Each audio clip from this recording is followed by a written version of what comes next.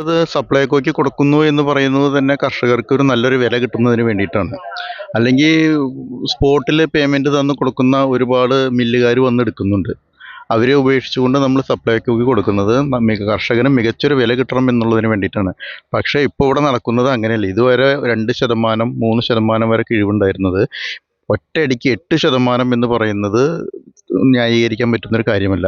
കർഷകർക്ക് അത് വലിയ നഷ്ടം ഉണ്ടാക്കും. കാരണം അത്ര കഷ്ടപ്പെട്ടിട്ടാണ് ഇവിടെ ഉണ്ടാക്കുന്നത്. ഓരോ കേടുകൾ വരുന്നു, ഓരോ പുതിയ പുതിയ പുഴുക്കേടുകൾ, ഫംഗസ് കേട്, അതുകൂടാതെ വന്യമൃഗങ്ങളുടെ ആക്രമണം, പന്നി വന്ന് നിരത്തി പോയിട്ടുള്ള സ്ഥലങ്ങൾ വേറെ.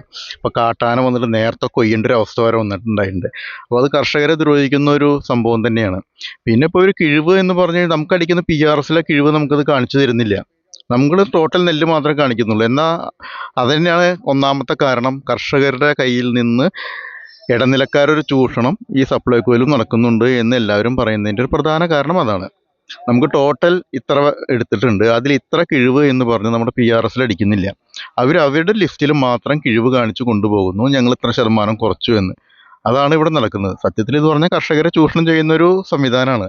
അതിനെതിരെ കൃഷി വകുപ്പും സപ്ലൈകോൻ്റെ ഉദ്യോഗസ്ഥരും എല്ലാവരും ഇടപെട്ട് അത് കർഷകർക്ക് മികച്ച വില നേടിക്കൊടുക്കേണ്ട ഒരു കാര്യമാണ്. അത് ഗവൺമെൻറ്റും അതിൻ്റെ അധികാരവർഗ്ഗങ്ങളും ശക്തമായിട്ടുള്ളൊരു ഇടപെടൽ നടത്തിയാൽ മാത്രം തന്നെയാണ് കർഷകർക്ക് നല്ല രീതിയിൽ ഇനി കൃഷി കൊണ്ടുപോകാൻ സാധിക്കുകയുള്ളൂ.